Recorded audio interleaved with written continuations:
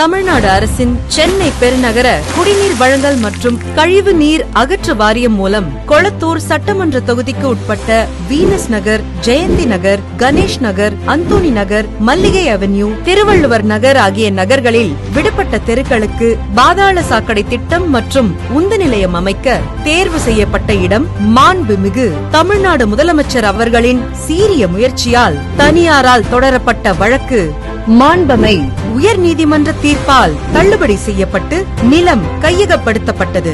23/11/2022 கழிவுநீர் உந்து நிலையம் மற்றும் கழிவுநீர் குழாய் பதிக்கும் பணி 19.56 கோடி ரூபாய் திட்ட மதிப்பீட்டில் மாண்புமிகு தமிழ்நாடு முதலமைச்சர் அவர்களால் அடிக்கல் நாட்டப்பட்டு பணிகள் துவக்கி வைக்கப்பட்டு 7/3/2024 அன்று மக்கள் பயன்பாட்டிற்கு தொடங்கி வைக்கப்பட்டது.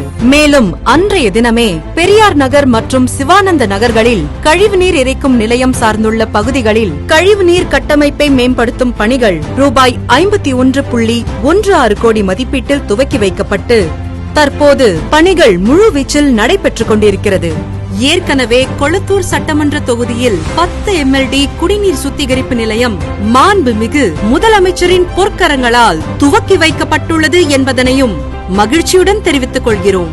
வீனஸ் நகர்களில் இதுவரை 465 வீடுகளுக்கு கழிவு நீர் இணைப்பு சென்னை குடிநீர் வாரியத்தால் கொடுக்கப்பட்டு இன்டர்நெட் ஆஃப் திங்ஸ் எனப்படும் IoT-ஐ அடிப்படையாக கொண்ட இந்த பாதாள சாக்கடை உந்து நிலையம் தமிழ்நாட்டில் முதல் நிலையம் என்பது குறிப்பிடத்தக்கது.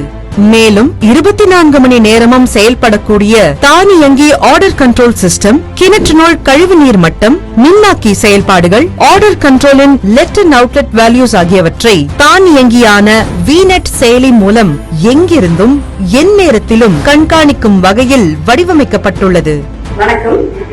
நாங்க பம்பிங் ஸ்டேஷனுக்கு ஆப்போசிட்ல கணபதி என்கிளேவ் ஃபிளாட்ல இருக்கோம். இந்த பம்பிங் ஸ்டேஷன் ரொம்ப அருமையா ரெடி பண்ணிருக்காங்க. யூஸ்வலா பம்பிங் ஸ்டேஷன் வந்து ரொம்ப ஸ்மெல் வரும், நாங்க எல்லாருமே பயந்துட்டு இருந்தோம். ஆனா அந்த பம்பிங் ஸ்டேஷன் ஆக்சுவலா அந்த மாதிரி இல்லாம ரொம்ப பார்க் மாதிரி ரெடி பண்ணிருக்காங்க.